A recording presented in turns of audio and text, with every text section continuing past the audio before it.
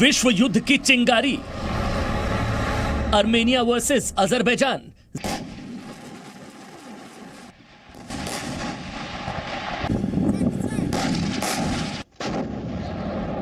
जमीन के लिए अजरबैजान और आर्मेनिया एक दूसरे के खून के प्यासे हो चुके हैं। दोनों देश एक दूसरे पर हवाई हमले कर रहे हैं, टैंक से गोले बरसा रहे हैं। आर्मेनिया और अजरबैजान में दर्जनों लोग अब तक युद्ध में अपनी जान गंवा चुके हैं। विश्व युद्ध की चिंगारी, रूस वर्सेस टर्की। आर्मेनिया और अजरबैजान के युद्ध में रूस और टर्की के भी शामिल होने का खतरा मंडराने लगा है। टर्की ने अजरबैजान का साथ देने का ऐलान कर दिया है, तो रूस आर्मेनिया के समर्थन में किसी भी वक्त अजरबैजान पर हमला कर सकता है। विश्व युद्ध की चिंगारी, सऊदी अरब वर्सेस ईरान। खाड़ी देशों के बीच युद्ध की चिंगारी उड़ने लगी है। सऊदी अरब ने ईरान के 10 आतंकवादियों को गिरफ्तार किया है, जिसके बाद आशंका जताई जा रही है कि सऊदी अरब और ईरान एक दूसरे के खिलाफ युद्ध का ऐलान कर सकते हैं। विश्व युद्ध की चिंगारी, भारत वर्सेस चीन।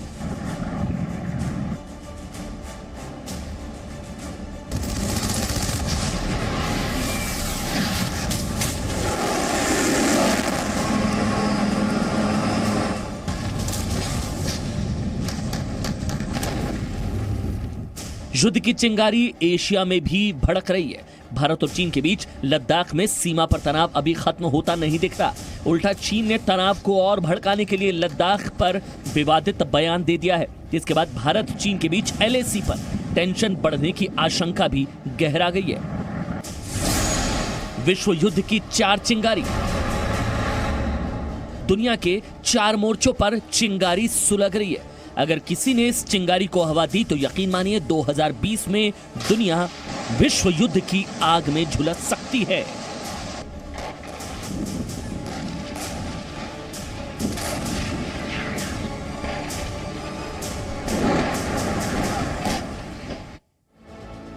नमस्कार, देशहित में आपके साथ मैं अदिति त्यागी हूं। तो आप समझ गए होंगे हमारी इस रिपोर्ट के माध्यम से हम उस खतरे की बात कर रहे हैं जो इस वक्त पूरी दुनिया पर मंडरा रहा है। और बड़ा सवाल यही है कि क्या दुनिया में विश्व युद्ध का अलार्म बज चुका है या किसी भी वक्त बज सकता है। जैसा कि आपने हमारी रिपोर्ट में देखा, दुनिया में 4 जगह ऐसी हैं जहां पर 2 पड़ोसी देश एक दूसरे के साथ संघर्ष में। सबसे बड़ा जंग का मैदान तो आपने रिपोर्ट में भी देखा, रूस के करीब है, जो कि आर्मेनिया और अजरबैजान, जहां एक दूसरे पर घातक हथियारों से प्रहार कर रहे हैं। दोनों देशों के बीच हमने कल के देशहित में भी आपको दिखाया था, मिसाइल, तोप, टैंकों का इस्तेमाल किया जा रहा है। तो मुस्लिम बहुल देश अजरबैजान, जिसे टर्की का समर्थन हासिल है, अजरबैजान ने आर्मेनिया पर ड्रोन अटैक्स शुरू कर दिए हैं। कैसे, किस टेक्नोलॉजी के साथ, देखिए जरा।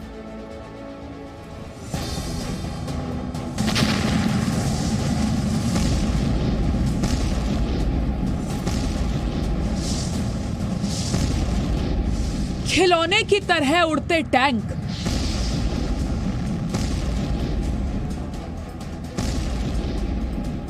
आग के शोले बनते टैंक, आर्मेनिया के टैंकों की तबाही,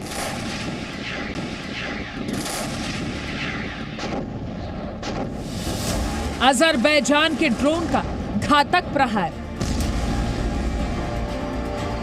आर्मेनिया और अजरबैजान के बीच युद्ध चौथे दिन भी जारी है। हर नए दिन के साथ दोनों देशों के बीच एक दूसरे पर प्रहार तेज किया जा रहा है। नागोर्नो काराबाख के पहाड़ी इलाके को लेकर रविवार से आर्मेनिया और अजरबैजान के बीच युद्ध चल रहा है।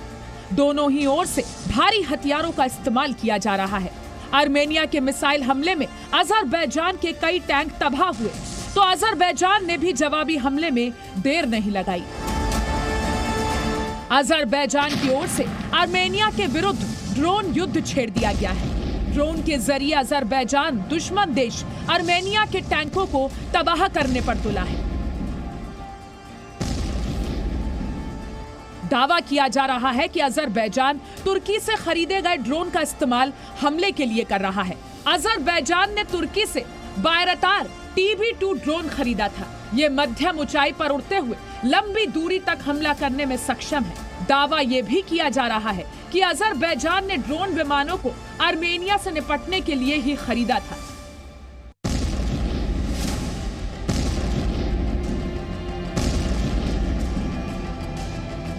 आर्मेनिया और अजरबैजान के बीच जंग में सिर्फ ड्रोन ही नहीं बल्कि तोप, टैंक, रॉकेट और फाइटर जेट का भी इस्तेमाल हो रहा है। आर्मेनिया ने मंगलवार को दावा किया कि उसके एक फाइटर जेट को तुर्की के F-16 लड़ाकू विमान ने तबाह कर दिया है। दोनों देशों के बीच युद्ध में अब आम नागरिकों को मुश्किल का सामना करना पड़ रहा है। दोनों ओर से दर्जनों लोग युद्ध में मारे जा चुके हैं। लोगों के घर तबाह हो गए हैं। ड्रोन के निशाने से यात्री बसों को भी नुकसान पहुंचा है। आर्मेनिया और अजरबैजान का युद्ध अब धीरे धीरे महायुद्ध में बदलता जा रहा है। दोनों देशों के समर्थन में दुनिया के अलग अलग देश खड़े हो गए हैं, जिससे इस युद्ध के विश्व युद्ध में तब्दील होने का खतरा मंडराने लगा है। ब्यूरो रिपोर्ट, जी मीडिया। तो आप सोच रहे होंगे कि आर्मेनिया के टैंकों को ये खिलौनों की तरह उड़ाने वाला ड्रोन क्या है। तो आपको बता देते हैं बायरतार TB2 इस ड्रोन की खासियत क्या है उसे समझना आपके लिए जरूरी है। तो इसकी ऊंचाई की बात की जाए तो 27,000 किलोमीटर की ऊंचाई तक उड़ान भर सकता है, जैसा कि इस इंफॉर्मेशन को आप अपने स्क्रीन पर देख पा रहे हैं। अब इस ड्रोन की रेंज के बारे में बात कर लेते हैं। तो इसकी रेंज है 6,000 किलोमीटर। इसकी स्पीड को लेकर आपके मन में सवाल होगा, तो इसकी स्पीड है 220 किलोमीटर प्रति घंटा और ये MAL और MAMC मिसाइलों से लैस है, यानी इक्विप्ड है। ये क्या कर सकता है? दरअसल ये सर्विलांस भी कर सकता है और इसके साथ साथ ये हमला करने में भी पूरे तरीके से सक्षम है। इसके अलावा ये 24 घंटों तक हवा में रह सकता है। और आपको ये बता देते हैं कि अजरबैजान के इस हमले का जवाब देते हुए आर्मेनिया की तरफ से भी धमकी दी जा रही है कि वो परमाणु हथियारों से लैस रूस की सबसे घातक मिसाइल से अटैक कर सकता है। जी हाँ, अब इस घातक मिसाइल का नाम आपको बता देते हैं। इस मिसाइल का नाम है इस्कंदर मिसाइल। आपको बताते हैं रूस की ये मिसाइल अजरबैजान को कितना नुकसान पहुंचा सकती है, इसकी रेंज क्या है और इस समय अजरबैजान कितनी बड़ी मुश्किल में इस मिसाइल के चलते हैं।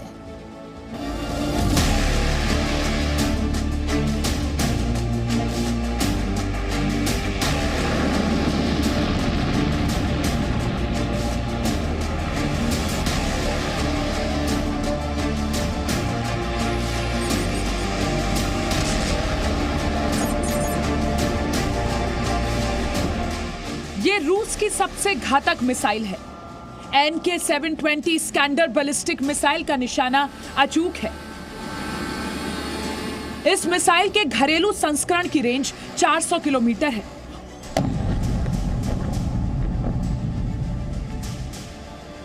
और अपने साथ 700 किलोग्राम भारी युद्धक सामग्री ले जा सकती है। रडार को चकमा देती है, साथ में दुश्मन के मिसाइल अटैक से खुद को बचाते हुए टारगेट को हर हाल में ध्वस्त करती है।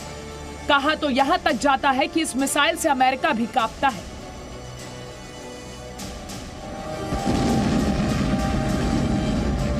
और अब आर्मेनिया ने अजरबैजान और टर्की के खिलाफ इसी short range ballistic missile system का इस्तेमाल करने की चेतावनी दे दी है।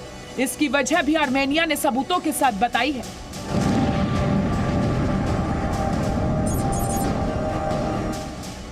ये आर्मेनिया के फाइटर जेट सुखोई 25 के मलबे की तस्वीरें हैं। आर्मेनिया का आरोप है कि टर्की के F-16 फाइटर जेट ने उसके सुखोई 25 लड़ाकू विमान को निशाना बनाया है।